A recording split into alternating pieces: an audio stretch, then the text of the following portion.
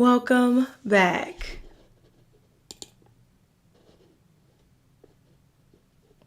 Welcome back to the Daily Dose with Des show.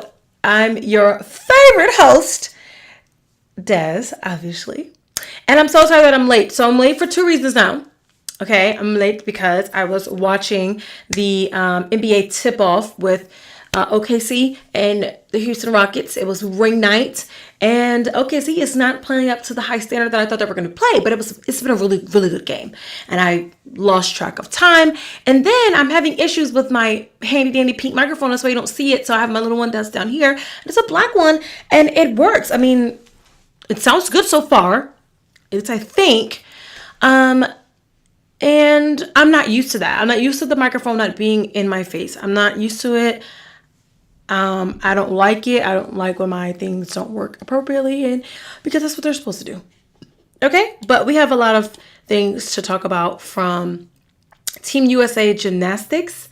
Like, is a new era beginning? You have players retiring and coming back. Like, what is the jizz with that? Russell Wilson still has beef with Sean Payton. Still, to this day. And, you know, the soccer players, they bought it. Allegedly. But we have all these things and more to talk about right after my introduction, of course. And again, this is the Daily Dose of Des. I am Des, and I'll be right back after this.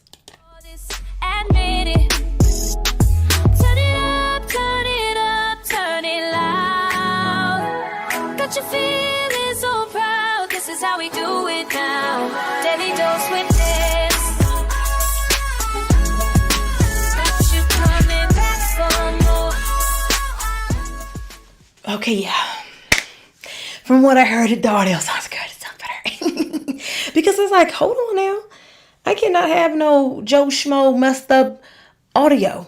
I cannot. I've come too far to have messed up audio. Okay, y'all know we've been ripping and running and doing this thing for a little while now, and I can't have no messed up audio, especially not if I'm gonna be late. I can't be late and got messed up audio. No bueno. Okay, so we should be back on track now. And for the other one of y'all who watched my video, thank you so much for watching it. Make sure you hit that like button right now. And y'all didn't tell me that my audio was trash. I thought we was better than that. Because I know that y'all know that audio was trash and y'all didn't say nothing to me. It's crazy. But it's all right. I'm not going to be too mad at y'all, but I am mad at y'all for the ones who did watch the previous videos and didn't tell me. Because I thought we was, like I said, I thought we was better than that. But we're going to hop on into the MLB because they're going into the World Series. I've been saying, I think since like 3-4 videos ago, probably that one that has a really bad audio when I was wearing my Pittsburgh sweater. But I've been saying that the Dodgers have been looking like the best team right now going into the World Series. And huzzah, they're going. They're still the big favorites. Although Toronto turned it up and turned it out, I don't know what happened. Okay, I felt like I was Drake. What did I miss? Because at one point they was down 2-0. And then they said, oh nah, you got me messed up. And young Vladdy over there pulled it out and did his thing.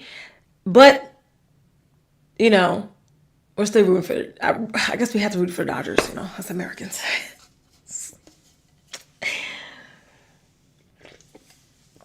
I'm pissed about my Yankees. Y'all already know that. We're not going to talk about that. But I did say that I felt as though that the Blue Jays coming in, they were at that top seed. And although Seattle did their very best, I don't think the tides of baseball, like, just literally like one good hit and you got 4 home runs.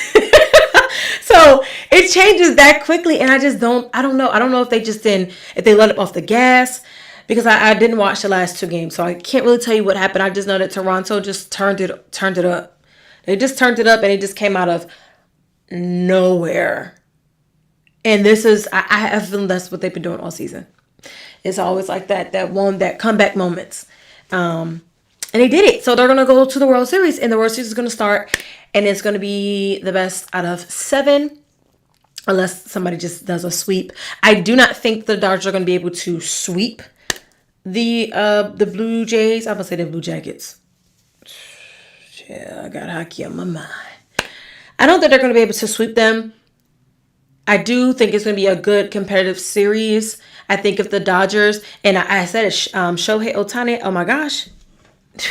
Oh my gosh, he's walking history, literally. So I don't think that they're going to have to figure something out with him because he's hot. He's hot right now. And they will have to have an answer for that. Because yes, the Blue Jays are hot right now because they've warmed up and they've literally turned the corner. But Shohei is just like, he's lights out every game. So I'm really going to be holding on to this. I've been trying to keep tabs on this on this playoffs. It's so long. But I've been trying to keep tabs and we're going to keep tabs. So let me know, like, if you're enjoying this, though. Like, if you're not enjoying this content, then I won't do it. Like hockey, I still have to figure out how to get you guys on with hockey because I feel like I have some people that like hockey, but not enough. So I just need to figure that out. But hockey's it's not my first love. It's my second love. But I treat it like it's my first love. So I'm going to just start diving it in here. I was going to wear some hockey gear today, but I was like, no, let's just not do it.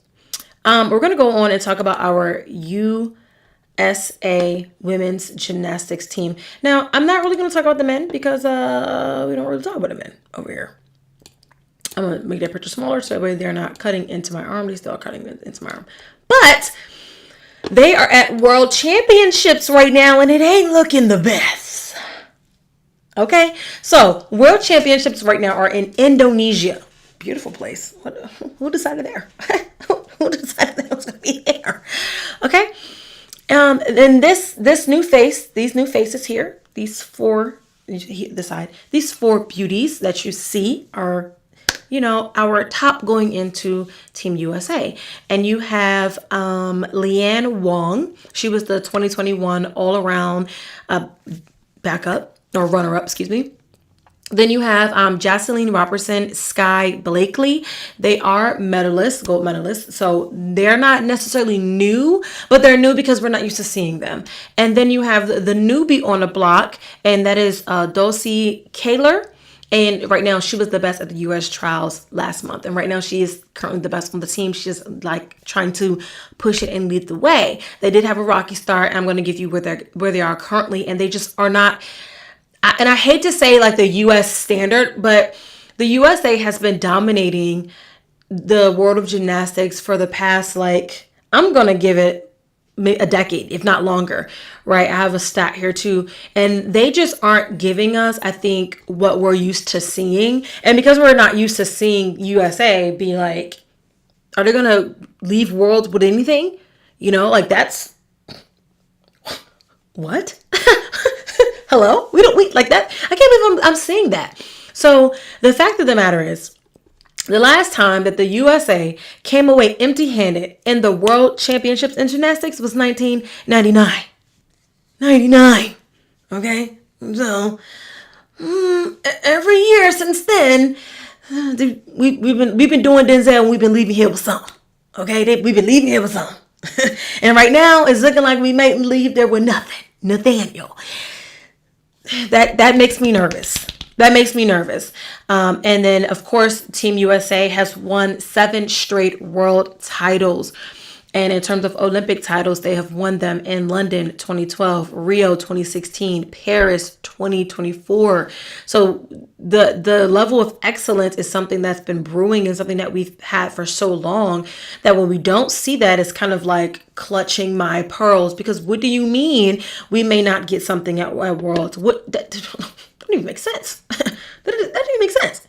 And of course, our veterans, our superstars, Simone Biles, Suni Lee, Jade Carey, Jordan Childs, and then, Hesley Rivera. You may not remember her, but the 16-year-old, very thin, very tall, long, gorgeous legs, beautiful, beautiful, beautiful on the beam. I think she's great on like beam and floor, in my opinion, but great. So, but she's facing an injury, so she is the reigning U.S. champion, and she could not participate because she's injured. So those are the veterans right now who are just unsure. Jordan is dancing with the stars on TV. I think she's still a part of it. So she's dancing on, and living her best life, and still doing gymnastics if she's doing it. Jade is still doing, like, everybody's just doing their own thing. Suni Lee walking in Victoria's Secret runway shows and stuff, and she looking like she's a true Valley girl. She looks good, So our veterans though is like, wait a minute, what is this coming of USA? I don't know if I like it or not. I'm used to the men not being like high top tier quality standard. Like this year they did really good. At the Olympics they did great. Cool. We talk about them when they do something that surprises us. We don't talk like that when it comes to the women. We've been praising these women for so long. It's like, what is going on? I feel like all the air was just letting just taken away, taken out the room. Like I gotta breathe through a bag. Like, I don't know. It just makes me nervous. But the current standings right now, as of today, from what I saw, in the vault, you have Robertson in 4th, Wong in 6th. On uneven bars, you have Blakely in 2nd, very good. You have Wong in 5th. Then you have for the balance beam, Kaler is in 3rd, Blakely is in 6th, floor, Kaler's in 5th, Wong is in 7th. We dominate the floor. We dominate the floor. Jordan, get your over here. And then for all around, Kaler's 3rd and Wong is 6th overall. And it says that the top 8 go to finals. It is 2 per country, and there were 6 subdivisions left to compete. So right now it's looking like Kaler will definitely be the leading of the force for this. She's not leading in vault or beam or bars, but she's doing beam, floor, and just all around. So right now she's leading the pack, and she's our best hope right now. And she's kind of made up some of the pace. And then I would say, Wong is the only other person that's in 1, 2, 3, her name's there, but she's in like 6th, 5th, 7th, 6th. So it's really not a good even. We're used to like 1 and 2, 2 and 3, maybe 2 and 4. So this is a little bit different. I think this is uncharted territory. So, I'm going to keep my eyes on it. What do we think? What do we think if our girls are not coming back? We may not see them. LA 28. I feel like we'll see Jordan. I feel like we have to see Jordan. Jordan has to come. She has to come back and like really be on a revenge tour for her, especially for that all around medal. Yeah, I feel like she needs to come back full revenge. So hoping, but the girls are getting older, and of course that's just what happens in this sport. I don't want to say they age out, because they don't, but essentially they do. As you see, like everybody kept talking about Simone's age this past year, and about how old she was and how she was getting. It's like she's not actually old in terms of like regular people term, but in terms of her sport, she's considered older. So I will keep my eyes on this. But I was highly shocked when I seen this news. I was like, oh no, USA, this is not what we do. Not what we do at all. Just throwing it back to the NBA. The reason why I said I was late. So the NBA is back. And this is going to be tough for me because football's still here. I cover hockey. I cover college basketball. I really don't cover NBA until we get more into like the playoffs. I will cover the in-season tournament, but until we get more into like the playoffs, I'm not going to be full force on NBA unless something crazy happens and it's like, oh, I need to be reporting on this. But usually NBA kind of just goes under the radar a little bit. Same thing with like MLB, because there's so many games and everything. I throw hockey in here from time to time because I like to teach about hockey. But, if there's something that's NBA related that you want to see, you can always feel free to let me know, and I will always put it in here. But other than that, NBA is kind of one of those things where after like all-stars and all that stuff. That's when I start to dive in and really like get in there fully. But otherwise than that, I'm not really diving in. But I do want to say that NBA is back. Okay, get into it. Moving on, moving right along. We are going to talk about our college football. As you know, I talk about this every week, every time it comes out. This is week 9 of the AP poll, and it has really shaken things up, and we are not surprised. After that weekend of football that I saw, I said, oh my goodness. Week 8 was exposing folks. I think there were some really, really close games. I think that some games maybe it just came to bad coaching. I'm not really sure.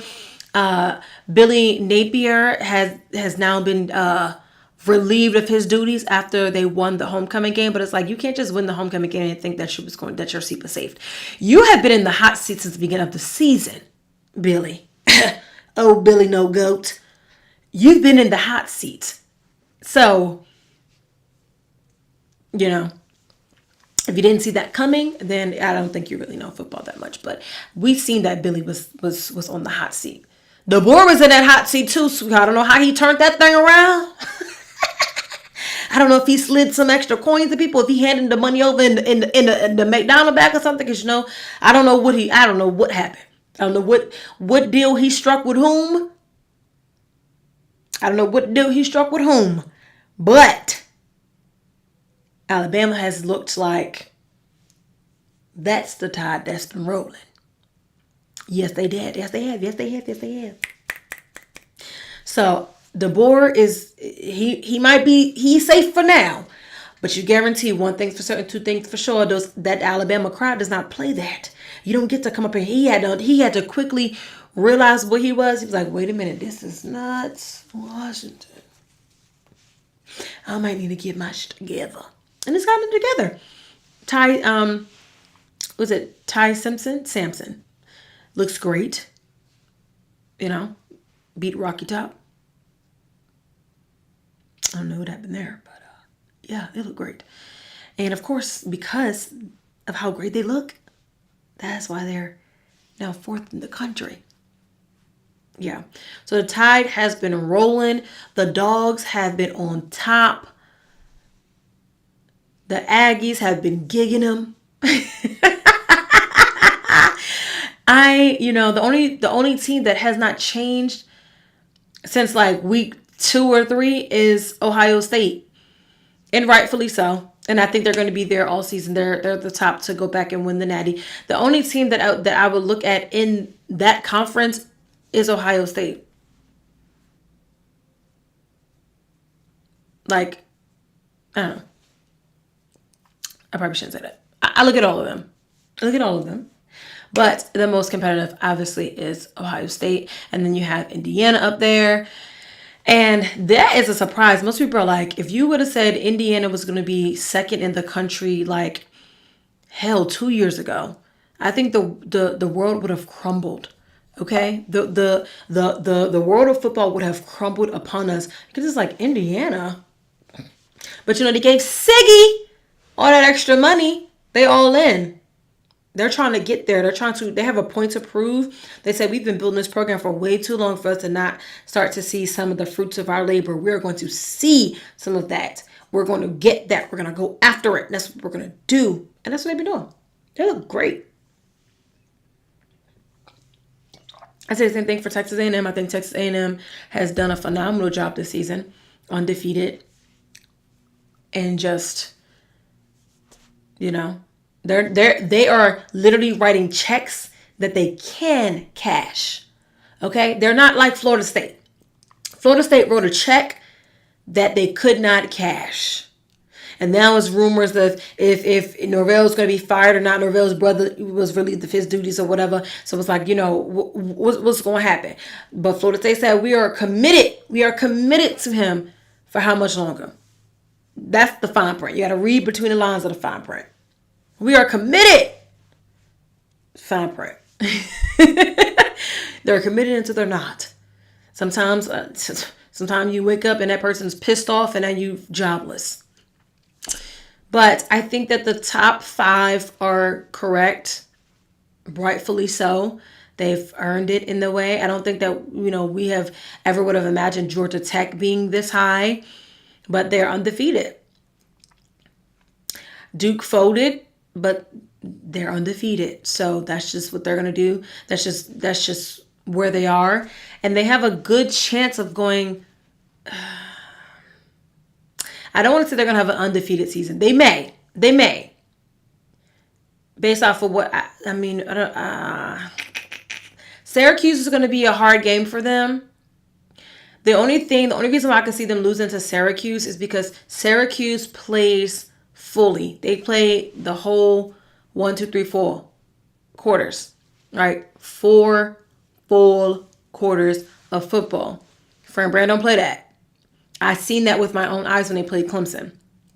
They didn't let up. But they also have a quarterback issue. They also are just without, I just think that equation is missing something. I can't put my fingers exactly on it, but they're missing something for sure. And I just think that they're going to give Georgia Tech a run for their money. I don't think they're going to be like Duke. In my opinion, Duke was, at some point, Duke was playing like they were the better team, and then they just like folded and crumbled under pressure. So I'm not really sure of how Syracuse is going to get that done. I've watched Georgia Tech. I've covered Georgia Tech before. I haven't covered them this season because my schedule has been crazy compared to their schedule. But looking at them, teams have had opportunities to beat them, and they just either fold under pressure or they just make stupid mistakes. And what Georgia Tech is not doing is making those stupid mistakes. So whoever is going to play against them, I think if Syracuse is going to go into and it's going to be their homecoming, so they're definitely not going to lose, but Syracuse is going to go into the flats. I think they're going to have to understand where they are. They're going to understand this is way more competitive of a team than it was to Clemson. It's way more competitive than, a lot of the other teams that are in the ACC. So they are the team. Them and Miami are the team to beat. But right now, they are undefeated. So I think that they just have to keep with their fundamentals. Fran Brown does a great job with fundamental football with Syracuse. Brett Key does just a thing. They're just all in with him. So everything that he stands for, because he is Georgia Tech, they stand for that too. And so to me, it's going to be two fundamentally sound teams going head to head on Saturday. So I think Georgia Tech is going to be tested, and it's going to be up to them if they decide to take home the win. But yeah, Ole Miss lost to Georgia. I don't understand why. I still don't understand why. You know what? We're going to let them have it because I'm a fan of Lane Kiffin. So I'm just going to let them have it. But otherwise, I think it's Michigan slid their way back in there. Okay. But, the ACC is super hyped. They have 4 ACC schools in the top 25. The SEC has 10. So, yeah, I think USF is holding strong there. Yeah, I like it. I feel like it, besides Notre Dame. No, I'm just kidding. Am I really? Notre Dame has been staying in there. They've been sticking it out, standing there. I really need Rocky Top to climb it back on up. I cannot believe that Texas Tech lost their first game like that. But so behoove, okay? So behoove. That's the AP poll for this week. All right. Moving on. I should have started with this one because it's not as upbeat and positive, and it's not positive at all, actually. So Southern University has fired their head coach Graves. And to be honest with you all, I felt this coming when they lost the MEAC SWAC kickoff challenge to North Carolina Central. I only felt this way because it was like, okay, I felt like they were coming in on some thin ice because they lost to Jackson State to get them to the Celebration Bowl. So their season ended there at the SWAC championship. And then it was like, okay, now this is rebuilding. You have 2 of 2 All-Americans on your team for sure. Like there's more than 2, but you have like guaranteed 2. And it's like you keep getting to these big games, these big moments, and you're losing the game. Kind of like what they say with like Brian Kelly. Say all the big games he'd lose. So he just kept losing these big games, and it's like, what is the problem? And now this season they're 1-6. What? The Southern University is 1-6. Somebody lying. Somebody is lying to me. 1-6? Yeah. That's a fireable offense, I guess. I don't know. Y'all know I don't like coaches being fired in the middle of the season. Y'all know I don't like it. Y'all know I don't like it. So can I understand it? Yes. Do I like it? No. Is it my decision anyway, or does anybody care? No. But I'm just giving you my opinions on this. I just was okay. But I can understand it because, like I said, you lose the SWAC championship game. I don't know what happened. You were doing great, and then second half is when you're supposed to turn up, not turn down. You don't take your foot off the gas in the second half. That's not what you do. You mash the gas on that ass in the second half. And I just feel like every time they get to the second half, they just let up. I'm not really sure what the problem was, but boom. And then, like I said, SWAC came around and they lost that game. Boom. And then they go on and lose all these other games. So I've seen it coming early on. I didn't want to say it, and I wasn't trying to put that negative juju in the air because I wasn't trying to do it. Super nice guy, though. I've had an opportunity to actually meet with him and talk with him. So super duper nice guy. And I just think that in his time, he went from, I took notes, child. I'll be able to put notes on here. He had, what am I saying? He started December 2023, and obviously coming into that next season. So that first season, they were 8-5. And like I said, got to the SWAC championship, and they just couldn't finish the game. And then they just have been tanking ever since there. So the co-offensive coordinator, Fred McNair, you may know or have heard that name before. He is now stepping in as the interim coach. So he'll be taking over. But 8-5 the first season, and now you're to 1-6. How do you get worse? I think that's the thing. I think that was the thing. I think if he was on track to be 8-5 again, he may have had that job for at least another season. But for you to go from 8-5 and now here you are at 1-6, something not right there. Something's not right. Something's not right. No. And if you continue to lose, no. Something's not right there. So I could see why they did fire him, but it's like, yikes. I wonder if he knew it was coming. Another coach, and I don't have his pictures, but I'm going to take him off. Good riddance. Another coach that should be, especially that's in the SWAC, that should have his head on a swivel like this.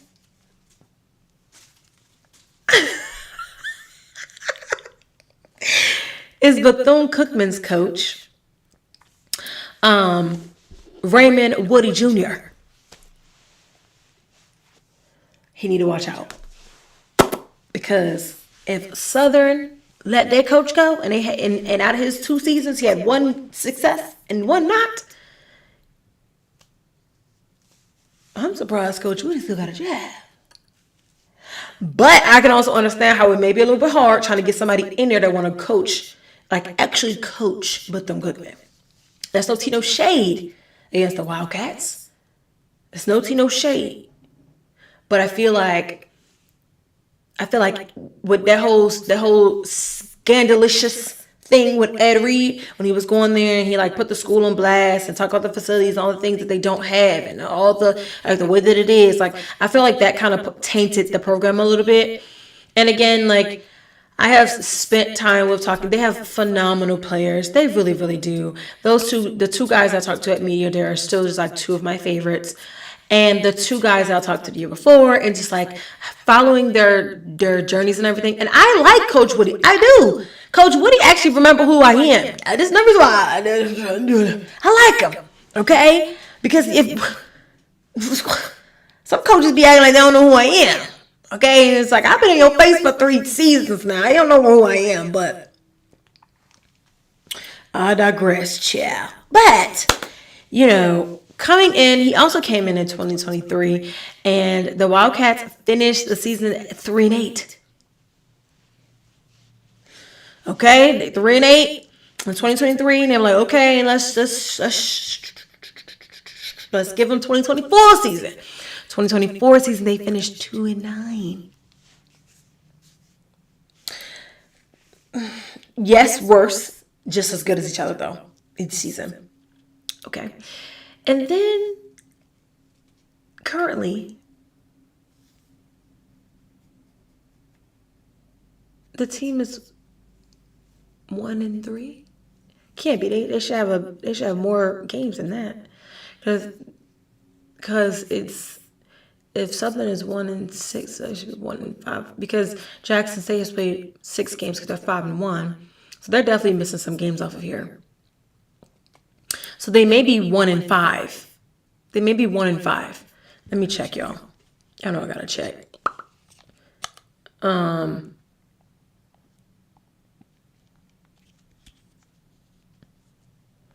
I don't know why they did that.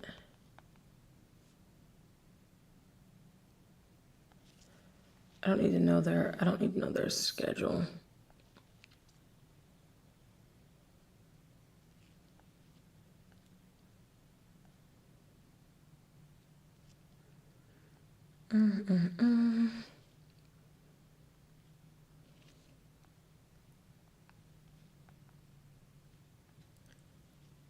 Who y'all? OKC came back, lead by 1.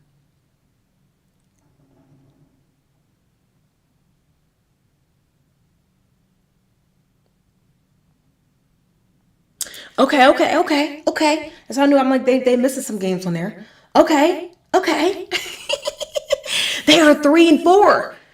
And they're 2-1 in the conference. Okay. 3-4. They'll play 7 games. I'm like, ain't no way. Southern played 7 games. Jackson played 8. Ain't no way they only have 4 games. You know what I'm saying? You know, okay. But yeah. So he's on track right now to finish the season how they finished back in 2023. So winning 3 games. But now comes the conversation of, when is winning 3 games going to be not enough? You know, because now this is going to be the 3rd year.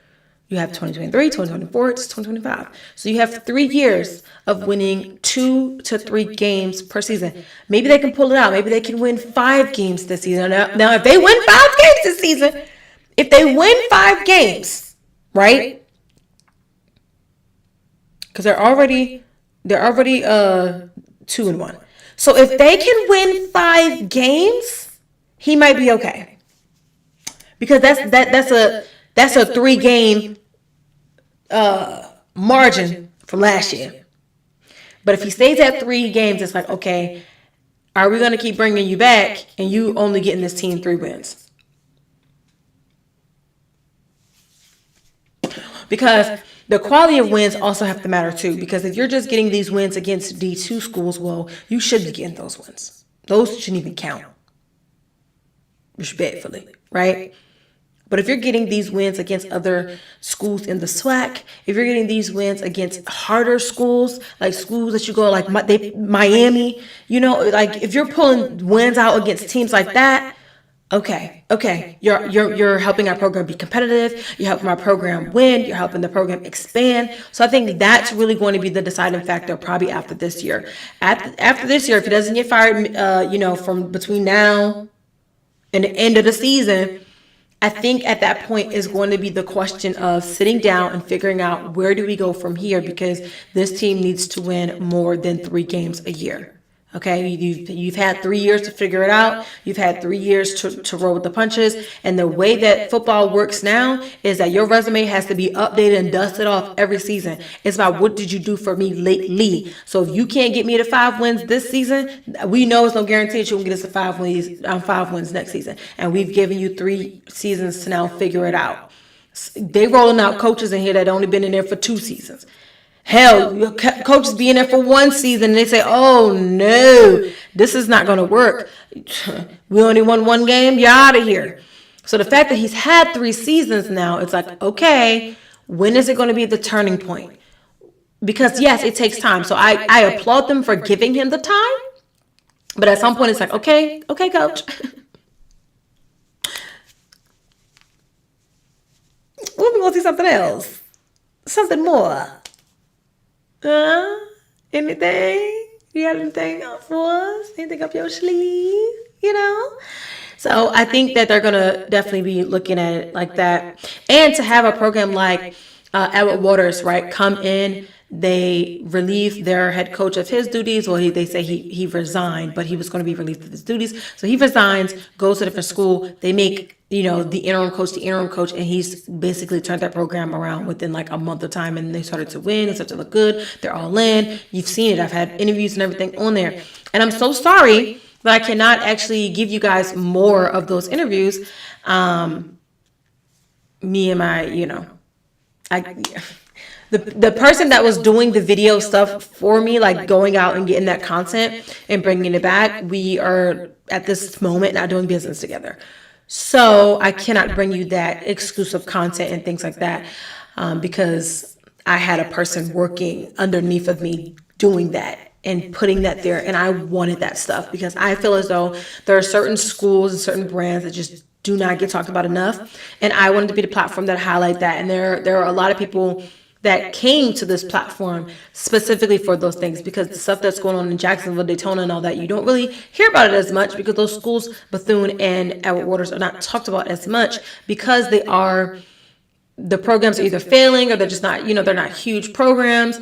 So again, I like to be the voice for the bare voiceless or the voiceless or the mid voiceless. So, I talked about it before. When personal relationships when personal relationships supersede the business relationship and things go wrong and you can't keep it business and you got to make it personal, I'm sorry. So I will say that. I do apologize. I really did like having the content over there. I loved having my Jacksonville people on here, my Florida people. I loved it. But I'm also not going to compromise my morality for someone else to do things unprofessionally. But yeah, he needs to watch his back for his JLB, for his job. All right, we are going to move on to NFL though, since I've done all of the college topics. Yes. Okay. So Russell Wilson and Sean Payton are still beefing. They still have beef. They still have beef, y'all. The beef ain't gone. Okay. So it's like Russell Wilson. I was like, wait a minute, Russell Wilson said what? Turn me up, Russell. But apparently Russell Wilson was like, Sean Payton has those, he's just classless. He had those classless comments. He's still bounty hunting. I'm going to read y'all exactly what he said. Okay, because I got the article.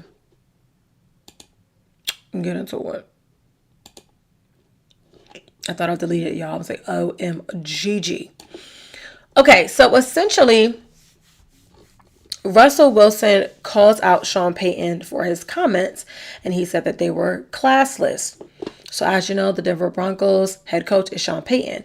So he had said that he was hoping to face former quarterback Russell Wilson with his team when they played against the New York Giants this past Sunday. We already know that. But instead, Russell got sat down week, 3? Right? So coming in for week 4 was Jaxon Dart. And Jaxon Dart has been the starter ever since. And for some reason, that really set Russell off. Yeah, I know Russell was more conservative. He's more to himself. He does, the whole, he's confident in himself, but we haven't heard a lot about him since he got benched, and rightfully so. What is he going to say? What is he going to say? What is he going to say? Okay, what is he gonna say? He has nothing to say. You just need to be quiet and stay out the spotlight. But basically, he was like, classless, but not surprised. And then he says, well, he's an I, but didn't realize you're still bounty hunting 15 plus years later through the media. And he wrote this on X, y'all. He put it out there on X for everybody to see. He said, oh, yeah, I'm coming back with you now. Right? He followed it with some laughing emojis and laughing emojis. And then he used the hashtag Let's Ride. And this is a catchphrase that he used at the end of his news conferences while a member of the Broncos from 2022 to 2023. You guys know that was a very tumultuous relationship between Sean Payton and Russell Wilson. At some point, Sean Payton was just like, you're not it. You're not the guy. I don't want nothing to do with you. I don't want nothing to do with you. Get away from me. Like, you're off this team. And Russell felt sorry about that, and they've been beefing ever since, right? So the reason why he made this comment was because Sean Payton obviously spoke to the media. And when I first heard it, I didn't take it that way. I still don't really take it that way, but like, let me know let me know. Okay, so what Sean Payton basically said is, I have a ton of respect for the Giants organization. I spent 4 of my early years there coordinating a Super Bowl. First game in this stadium before 9/11, close with the Mara and Tisch family. They found a little spark with that quarterback.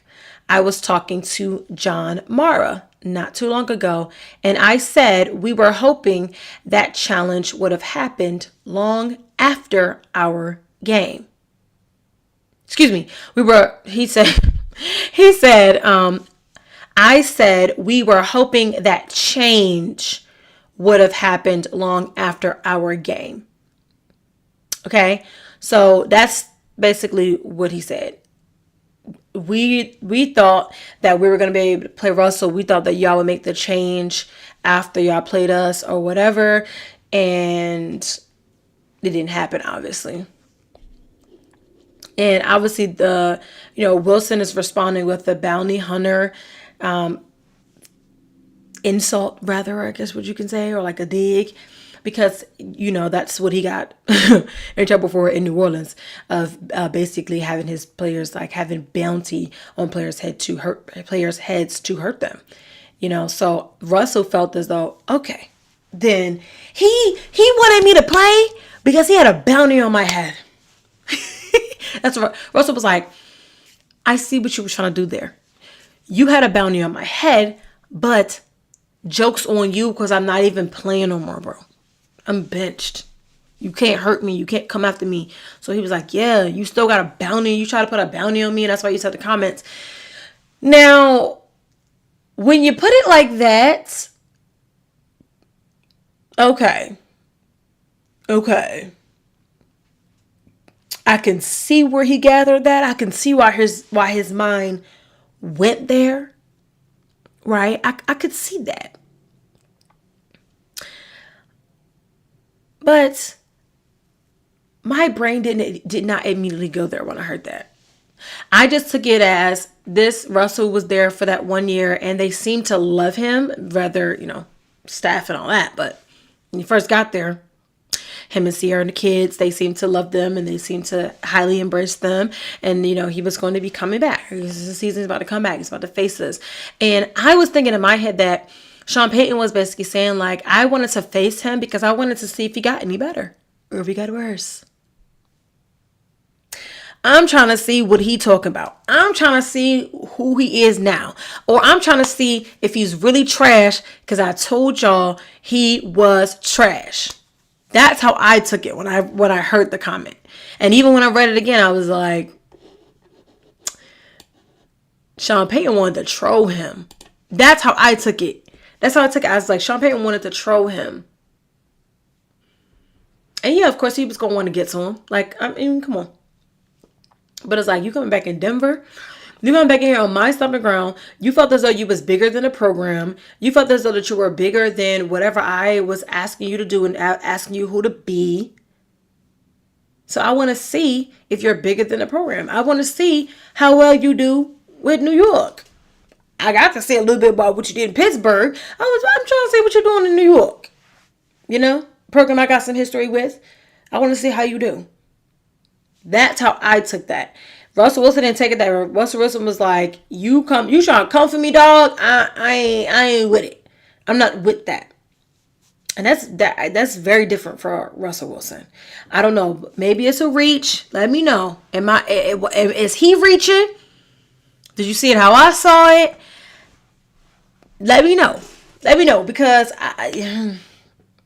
we know that the beef is there. We know the beef is not going to go away. I don't think it's going to go away anytime soon, because Russell Wilson was treated poorly. And, at some point we could see that he was treated poorly there. Right? We don't really know all that went on and all that happened, but at some point he was treated poorly. And that to me put a chip on his shoulder, and I don't think that chip is ever going to come off, especially when it comes to Sean Payton. I just don't think it's going to. I think that the words that they probably had outside of the locker rooms, outside of the meetings, off the field, I feel like those conversations there really tarnished that relationship and really built that head to head. So anything that Sean Payton ever says about or towards Russell Wilson, he's going to take as an attack. And as a person who feels like their back is already against the wall, and now here you are chipping at me and picking at me, now I have to swing back and I got to fight back with my words, whether I really, really meant it or not. And I think that's where Russell Wilson is. And you have to be honest, like, he got benched for a rookie. His career has been plummeting, really, ever. He left Seattle and ain't been the same. So I just think that at this point he probably has some frustrations. And for him to put it on X, yeah, he was big mad. He was big mad about that. But again, that's just my opinion. It's my opinion. And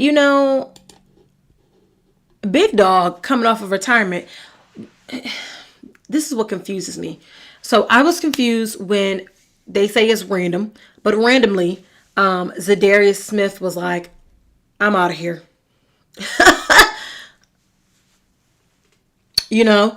I just wanted to get signed so I can give Cash Doll the moment of being a wag, getting down there on the field, doing our little,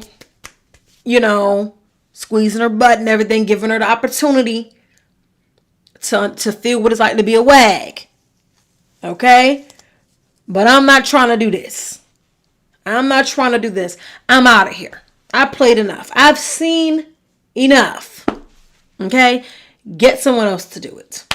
That's what Za'Darius Smith said, right? And he only came to Philly because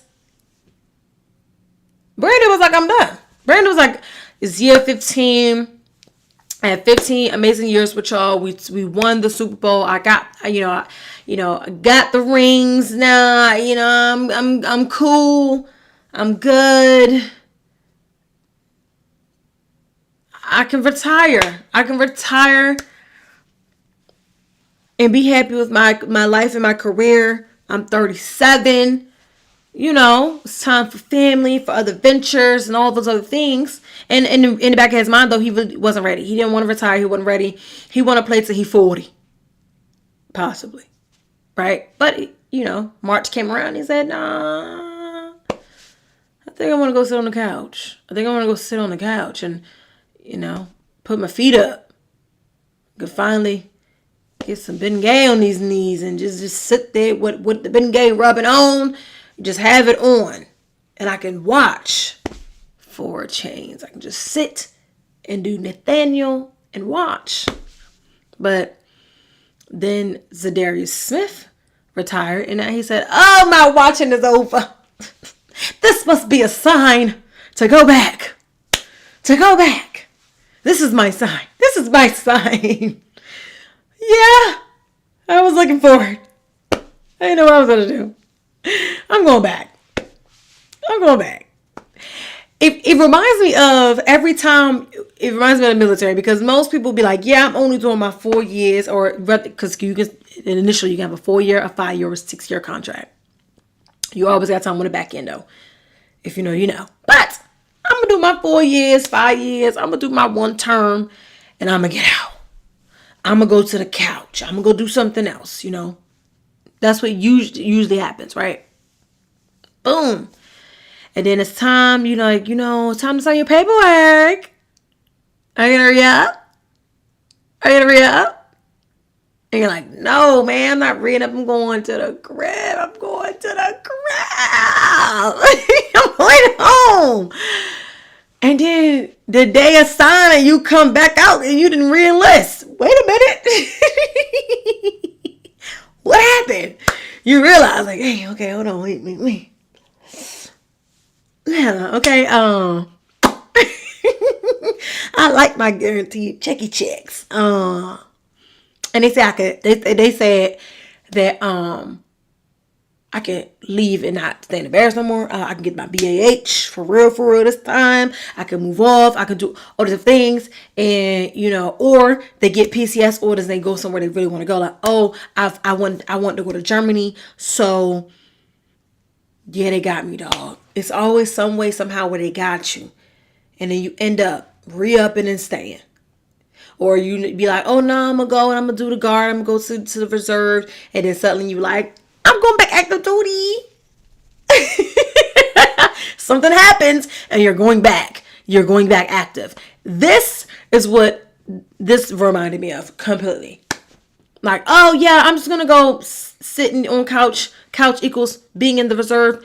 And, yeah, And then suddenly it's like, yeah, I'm coming back. Can I come back to active duty? Can I come back? So he's unretiring. When I read the reason why, to me, it just didn't really make lots of sense of like, oh, I missed it. I wasn't ready in the beginning and I did it and they called and I seen it as an opportunity. And then when he retired, I was like, oh, this is my shot. It's my one opportunity to go back. So he went back. And then they're already writing the narrative that if I come back, we gotta win another one. We gotta win another one. We gotta take it. And it's like, don't be trying to write that script, okay? But welcome back. Welcome back, Mr. Graham. Your time off, hopefully it was lovely. Hopefully you went to Cancun. Hopefully you went to Tulum. Hopefully you went to somewhere and had a good time, because now it's time to come back to play some football. And he's going to be back. They're saying he could be, they were saying initially he could come back for this upcoming game, but it's looking like he'll be back for week 10. Is it week 10 already? No, it's not week 10 already. He'll be back on before week 10-ish or whatever. They have a bye week or something coming up. So yeah, that's what I felt. I felt like he got bored. They called him. They were like, listen, we don't have anybody else to take your spot. We don't have anybody else to fill that locker space. You're a veteran. We need you. Come back now, please. We will triple your salary. And they're going to get it from the people. Don't worry about where they're going to get it from. They're going to get it. They're going to put it in the McDonald's bag and they're going to slide it at the table. And now you're going to get paid 3 times your salary and just come back. That's how I feel like that happened. Okay. Speaking of trying to come back, poor Mike Evans. So he came back off of the hamstrings. I told you he got bad hamstrings, y'all. I didn't said this time and time again, but this time he now has a broken collarbone and he had a concussion at the same time.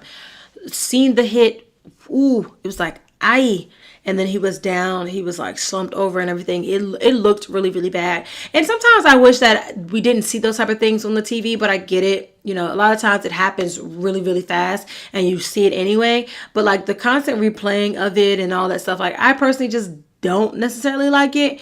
But I get it. It's the nature of the beast that comes with the territory. But me watching it, I was like, ooh, I felt like agonizing pain. And I can only imagine what he was going through when he felt like he was down on that ground and trying to get up and trying to move, and your body just going through so much pain. Because when you think about like your collarbone and all that, I'm pretty sure it probably also sent a little bit of I don't want to say numbness per se, but like sent numbness and things on his legs and all that. It probably was nothing of probably what he's ever experienced before.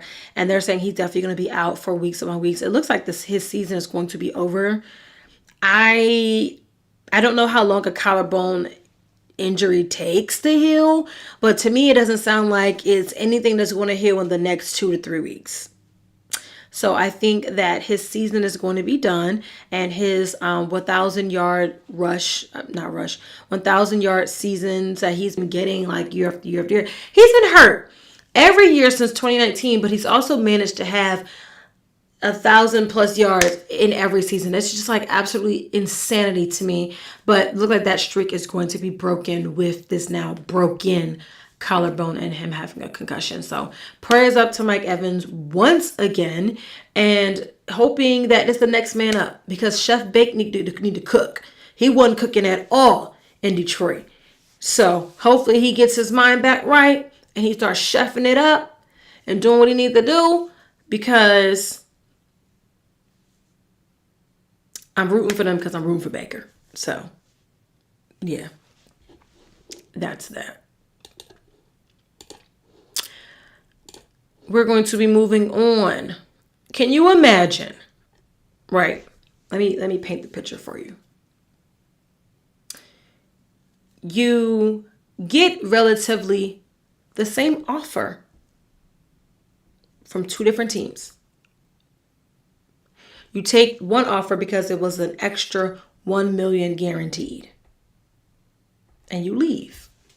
You go somewhere else, and then you rant and rave about, oh, they really want me. They make me feel welcome. They really make me feel like I'm supposed to be here. They really, they definitely have brought me under. They've been doing great things for me. And then suddenly, not only is your coach against you, but the owner of the team is against you. You've been benched. Can anyone guess who this is that I'm talking about? Can anyone guess? Huh? Can anyone guess? Yeah, you probably guessed it right. Justin Fields. Okay? Yes.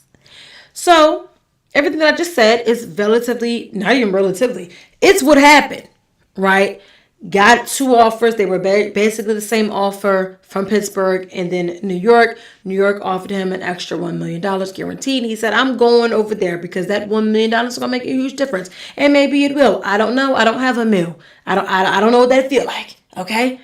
But he went to New York. So he left. Now he's had a different head coach and offensive coordinator and hell, different teammates every year of his career since he's now entered the NFL.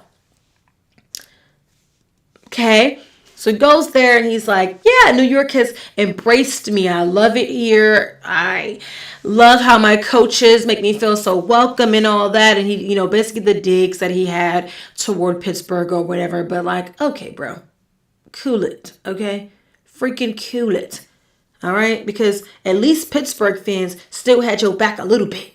Them Giants fans, them Jets fans are over you. They're over you. And so was your coach, and so was your owner. Okay? I'm going to go to the article because I was like, this is a little crazy. This is a little crazy to me.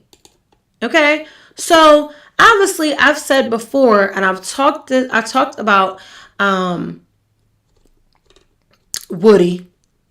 Another Woody up in here. I've talked about the Jets owner before, how it's just something about that man. I'm not really fond of, right? I'm just not fond of him. He's on a few different other videos that I've talked about. So, okay, cool. But now to have the Coach Glenn said, I'm not taking no responsibility. It's all on Justin. We're not winning because of him. We're not winning because of him. That's what he said. And then the Jets owner defends it. He defends the coach. So Justin out there in a world of his own, by his own, on his own. All right. So it says the winless New York Jets are planning a quarterback change. Sources told ESPN. with the owner, Woody Johnson, weighing in on Tuesday with stinging criticisms of the incumbent Justin Fields. Johnson said that the decision is completely up to Coach Aaron Glenn, who is moving toward naming Tyrod Taylor the new starter, the source said. But Johnson left little doubt about his view on the matter. He praised Glenn for turning around parts of the team, but added, "It's hard when you have a quarterback with a rating that he's got. I mean, he has ability, but something just is not jiving. You have to play consistently at that position, and that's what we're going to try to do for the remainder of the season." So basically, he's like, you see his rating? Have you seen his inconsistencies? Yeah, we don't want him. We don't want him. This guy's as bad as Jerry Jones. Okay? I know I've said things about Jerry Jones, but I'm just saying, like, the way that he'll just say things out of his mouth. And again, they're at that age where they just say whatever. They just say it. They don't even think about it. They just say it. If it comes to a little bit of a thought, they put it out on the table. And they don't mind. They don't mind putting it out there. Put it on the floor. They don't mind doing that. Right? It says Johnson, has been speaking to reporters, all fall.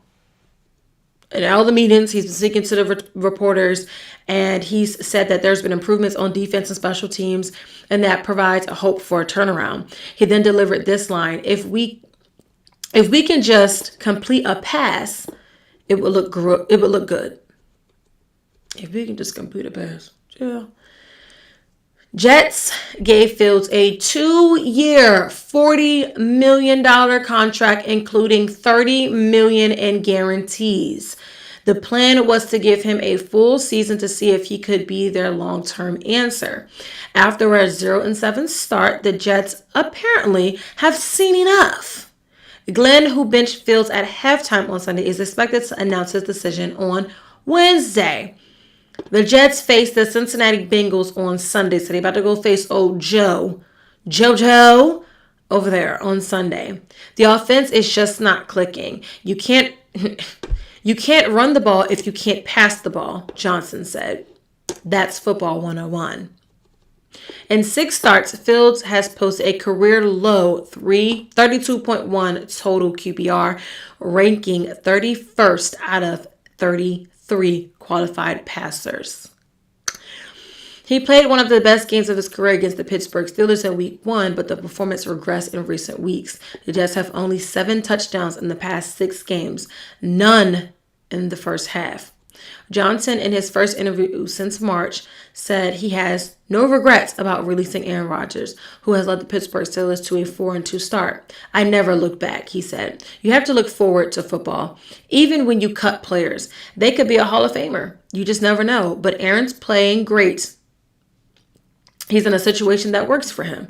Johnson said he still has total confidence in Glenn, the first coach in franchise history to start his tenure with this many losses. He said he hugs Glenn every day, giving him encouragement. "I do believe in Aaron," Johnson said. "I've known Aaron since 1996 when I was a fan.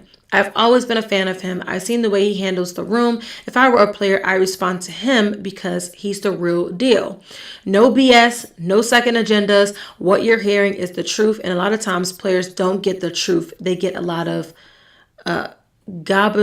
gobble-bled gawk, whatever that's supposed to mean. They get a whole bunch of BS. So basically, they are sticking with Glenn. They like him. Woody likes him, and Woody says that he's their guy and that he's not getting rid of him.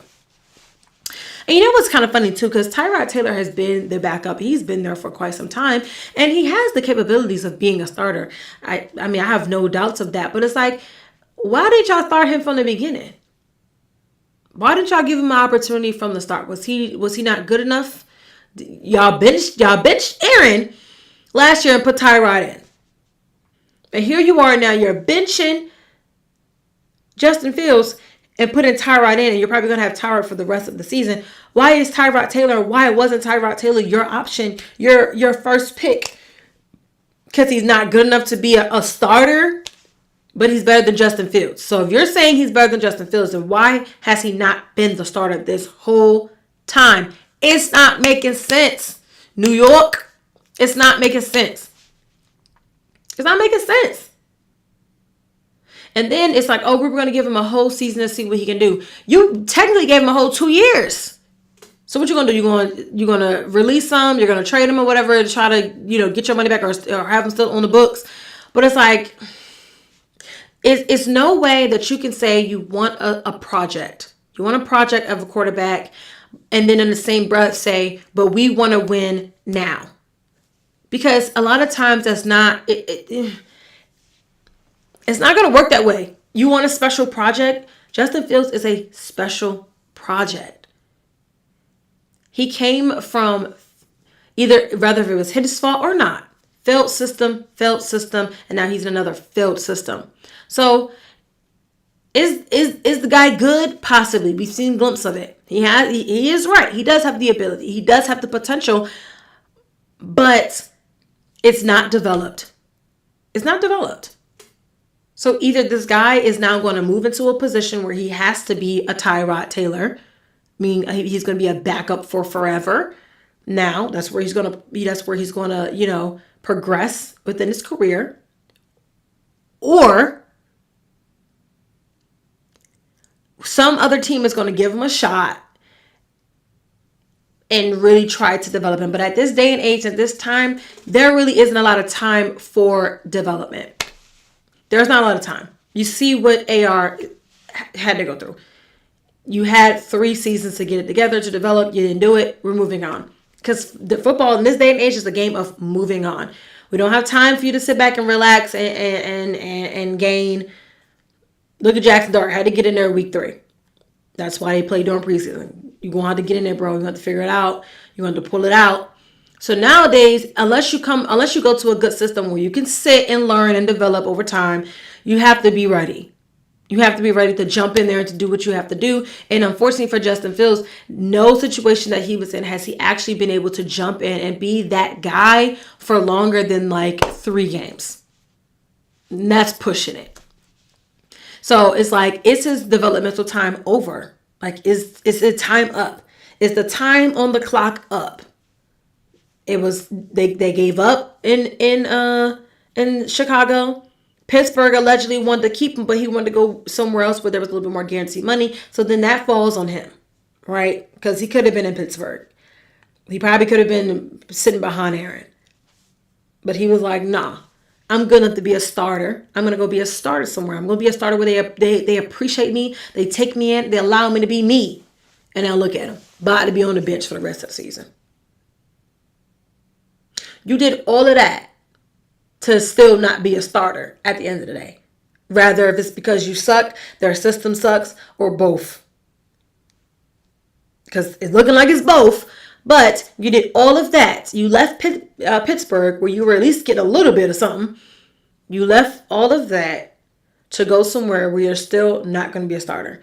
And your career is probably going to be over because the Jets is really like where, quarterbacks go for their careers to die. And now you got the owner and the head coach against you. You're not winning that battle. That battle is over. You're not winning that battle at all. So, I don't know, y'all. Is he done? What y'all think? Is he done? He looked cooked to me.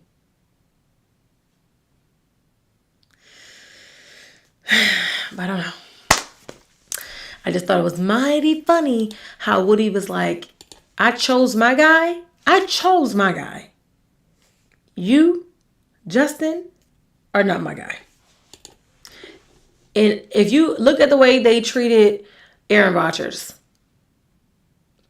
I don't know why he may have thought that he was going to get anything different. They loved and praised Aaron Rodgers when he first got there too. And then suddenly things didn't work out. And then it was like, nope, we don't like Aaron. You're out of here. You're gone. We're done. We don't look back. We only look forward. We're putting you in the rear view. And they're doing the same thing to Justin Fields. So I don't know why he thought he was going to go there and get some type of different situation, different scenario, different treatment. Like, no, they've rinsed and repeat the same situation on quarterbacks now for quite a few years now. So, I don't know. But my NFL player of the week, Jaxon Smith-Njigba. Oh, I finally got it right.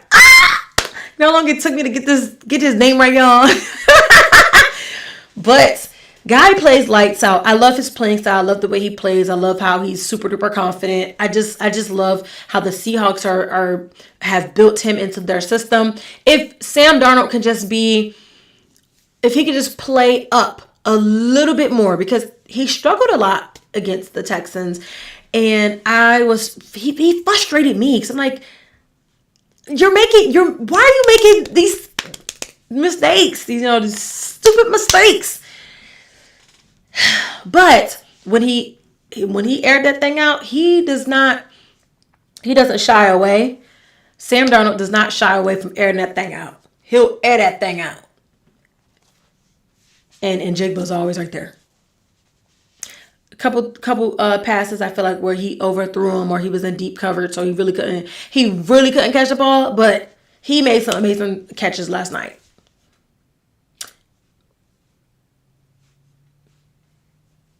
Put him on your parlay. He's gonna cash you out every time. Put him on your parlay. Player of the week. Put him on your parlay. Don't say I never helped y'all with nothing, because I just told y'all. So put him on your parlay. Okay? Every time. He's catched me out every time.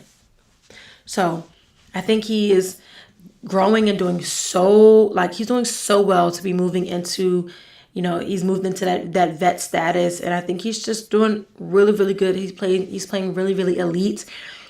And the Seahawks defense is elite. And the offense just got to play up a little bit more. And they're going to be a force to really reckon with. They really, really are. They have some really great players on both sides of the ball. But offensively, they have really great players. I think if Sam Darnold can just play like a pinch better, then they are definitely the team to be looking out for. Can you imagine if he had Patrick Mahomes has been struggling a little bit this game too. We finally started to see him last game. He started to light it up a little bit. But can you imagine him with 15? Oh my God.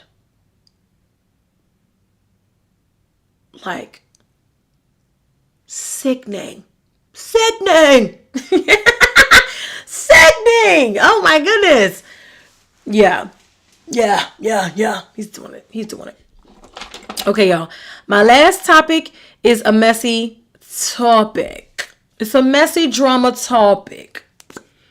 Y'all know I like to throw them in here every now and again. Okay?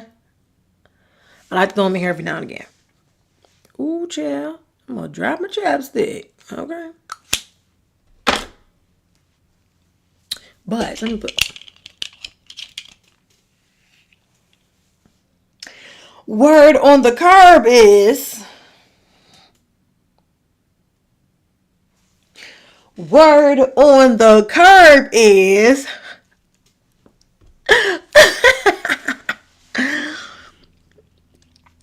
that those soccer players, the Premier League ones, all the UK players and all of that,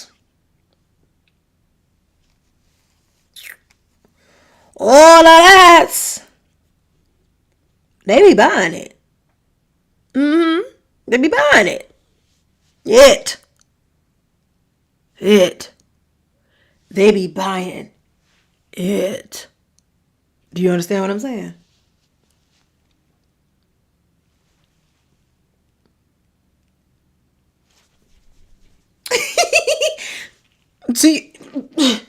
Do you hear what I'm saying? They be buying it. Okay?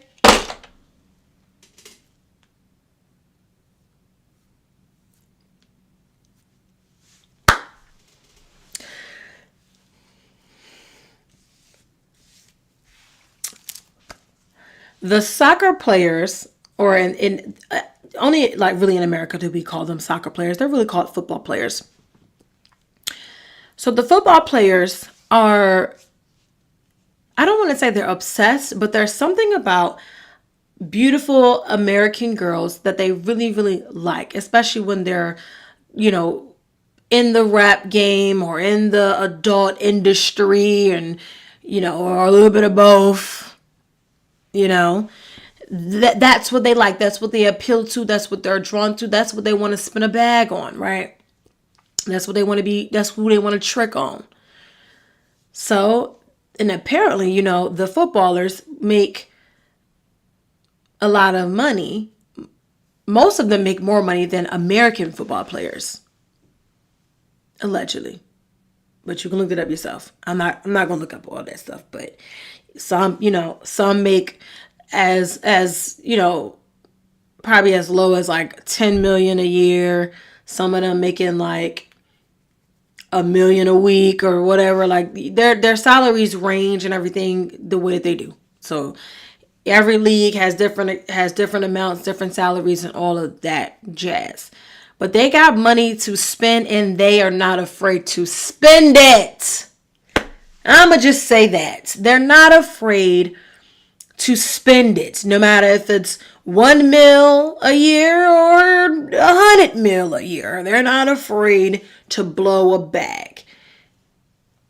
And guess what? American women are not afraid to go get it either. Okay? But no. Serious, in all seriousness. So the recent rumors is that Sweetie and Jadon Sancho, right? That they kind of started the spark of this whole thing. So allegedly, because we're gonna say allegedly, right? Sweetie was friends with / working with this young lady, and I think they were calling her Maybach May. So Miss May, right, looks like that typical influencer, Instagram model girl, the BBL, the private jets, the vacations, being seen with certain influential people, artists, athletes, etc., etc., etc. And this is all on her Instagram page that you could see it. And I've seen so many different videos about it. I'm like, oh my gosh, okay, right? So she is living a life of the rich and famous, the luxury life that you would see. And her and Sweetie have been seen multiple times together, whether friendship or not. So it's being reported that she would essentially book an experience or book an appearance to an event or to a stadium with the girls. Because when you really think about it, yes, I love me some tap, tap, tap in, and I only know the song is called Rich Tivities. I don't actually know the song though. But the Sweetie can't rap like that. Sweetie's not that great of a rapper. What is her most recent hit? I'm not trying to be funny. No tea, no shade. Okay, but Sweetie is more, in my opinion, known for the modeling, the influencing. She do great doing, being a nail influencer. She likes to get her nails done and all that, and of course the Blasian, whatever. Pretty woman and everything like that. But she has been known, and they said that she has ties to being an escort. She sells her time, her PR. We're gonna call it PR. They selling PR, right? So that's where it came up here. And there's another video, right, where basically May was saying, I booked her to go visit a stadium to see if she would like it. And then she fell in love with the client, Sancho up here. And they never paid me my money. Where is my money? I want my money on time. I still got a life to live, and I got an image to uphold, sweetie. Sweetie, I need my money, sweetie. Okay? And basically, Sweetie was like, she's a scammer. Don't pay her. Don't give her no money. Sweets, she got text messages from you asking how much this homeboy, how much can girls get when he run it up, when he be tricking it out and they go spend a weekend with him or whatever. And you quote unquote fell in love with them and quote unquote became and got into a relationship. Because they've been reporting on it for months now, saying, oh, Sweetie and him are in a relationship or da da da da, because he had Sweetie on a phone case and they've been out together, and he got her, allegedly, her middle name tattooed on him and all this other stuff. I do believe, and I can believe, that is what happened. She was hired to come see it, because in the video where he ran up to the friend May and hugged her, he didn't really know where to look, or he didn't know who is Sweetie was, because you could tell by the way that he came up to the video. I mean, yeah, when they were taking videos, when he came up to them, he knew exactly who May was, and he was just like looking around. And then, the hug and all that, and there's photos and all that other stuff too. You can go check it out. I promise. It's all on the internet. So I do believe that she was booked to come. Like, he asked her, like, where the beverages at? And she was like, I got one for you. Because her and Sweetie have been seen together multiple occasions with multiple different people on multiple different times. They're friends. They were friends, right? So then you turn around and call your friend a scammer, allegedly. Because now it's like, okay, so you were booked to have a weekend with him or have an experience. And he probably was like, you know what? She a bag. I like her. She pretty. I want to be with her, I don't mind spending the bag. Whatever she wants, she can get, whatever. She gonna help my image. She gonna promote me and, put me out to a whole nother different crowd and everything and whatever. Not that he necessarily need it, but there's people who don't know who he is, but they know who she is, and vice versa. So they helping each other. The PR. So I think that's what happened. And then, sure, maybe they like each other now. Sweetie like the money. So she gonna stay. She gonna stay.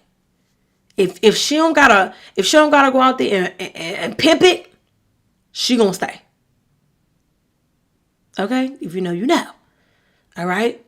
If he gonna take care of it and handle it while he doing it, she gonna stay for the moment. But allegedly, she was with Quavo and messed with Offset. So she don't stay for long. Okay? She don't stay for long, but his money is long. So maybe she might stay a little longer, right? And then it was like, okay, hold on. May has also had connection ties. And then you see, who else at the soccer game? Ruby Rose. Ruby Rose has not had a hit. Has she ever had a hit? I'm not really sure. Not being no tea, no shade, but I'm just saying I don't think that she's ever actually had like a hit. She's had a good song or whatever. But Ruby Rose is an OnlyFans model. She works in the adult industry. She's said this. She's put it out there, or whatever. Like that's her gig. That's what she does. Whether if you pay for it, you pay for it. If you don't, cool. But that's what she do. She sell it. Her and Sweetie, they sell it. So she's being seen at the soccer game, and she has ties with, I believe it's Nomi. Nomi, also a footballer, or AKA a soccer player. And Nomi, at one point, there's a video out there too, where he's like, somebody's like, oh, they say call a rapper. He called Ruby Rose, because that's one of his favorite rappers. If y'all gonna lie, y'all gotta lie a little better than that. If you're gonna lie, you gotta lie a little better than that. And we already know that she be selling PR. She sell relationships. I know what she said. Her and Drewski was just a paid PR relationship. Obviously, Drewski was like, I don't need to sell no PR. I don't need no PR. I don't know. I don't know who's telling the truth, who's telling the lie. But all I'm saying is, she has blatantly came out and said that he paid for the PR, not the cat. And then she came out and said, well, I did sleep with him. Girl, we know. We know that you did. You thought that we didn't know? We knew, girl. We knew. Because that's what you sold. He did pay for it. He paid for it. So, Nomi, whoever his name is, has now been tied to her and Maybach May and doing all of the things. So the girls is selling it, but it's even bigger because the soccer players are buying it. They want it. They're going to seek for it. Okay? They like, oh, you need how much? You need 70 racks? I'll make it 80. Now, they do say that the foreigners do like to do, weird and kind of crazy stuff, allegedly. the peeing, the pooping on them and making them, all the stuff. I'm not really sure if they are into it. That part has not come out yet. But that they do say that a lot of the women and the influencers and everybody that be on vacation, they get paid to go over there to basically get defecated on, to, have horses poop on them and stuff. It's really, it's really like, it's out there. It's out there. And the fact of the matter that there are, hey, they do it here in America. Obviously, they do it here now, but they're not balling out and doing it like the soccer players are doing it. They're not doing it. They're not putting, some men do put you on a jet, but most of them, they just put you on a little cute flight, rent you a Rolls Royce or whatever, rent your little Ferrari and do what you got to do. But the soccer players said, we can one up all of them. We got it. Will Beyonce say, if you got it, flaunt it, but I know you want it. T-Pain said, ain't tricking if you got it. It ain't tricking if you got it. And they got it. So, hey. They got it. They got it. So, I don't know if it's Hit a Lick news or not, but I know that y'all be asking me about certain stuff like this, and I'll be like, I'm trying to stick to sports, but when it's sports players, it's definitely coming on the show. It's definitely coming on the show. I got to give y'all all the stuff on the show. Okay, but I've been talking for long enough. I'm ready to get up off of here. So thank you so much for tuning in. Please make sure you're hitting the like button, hit the subscribe button. Please hit the subscribe button and follow me on all social media platforms at PG Love Sports, or just type it in at Pretty Girls Love Sports. If you want to support, you can get your merch at pglovesports.org, or you can DM me for your custom merch, because I do that as well. If you need a consultation, content creation, hosting, media bookings, any of that nature, you can always email me at media@pglovesports.org. I'm open and I'm available for all bookings. I'm opening up all bookings, podcasts, hosting, all those appearances. And please make sure you're subscribing to the free digital newspaper, the Playmakers Press. You can go on prettygirlsmedia.com, scroll all the way to the bottom. There's going to be a little box at the bottom, and you just put in your email address. That's all I need. I don't need any of your information besides your email address. Hell, if you got 5 emails, go ahead and put your 5 email addresses in there. You will get the paper. It's free. It comes out every Tuesday in the morning to your inbox. It's a free paper. Once again, thank you all for supporting. I love you for all that you do. We gotta go now watch the rest of the Lakers and Golden State Warriors game. So make sure you are tapped in, and I will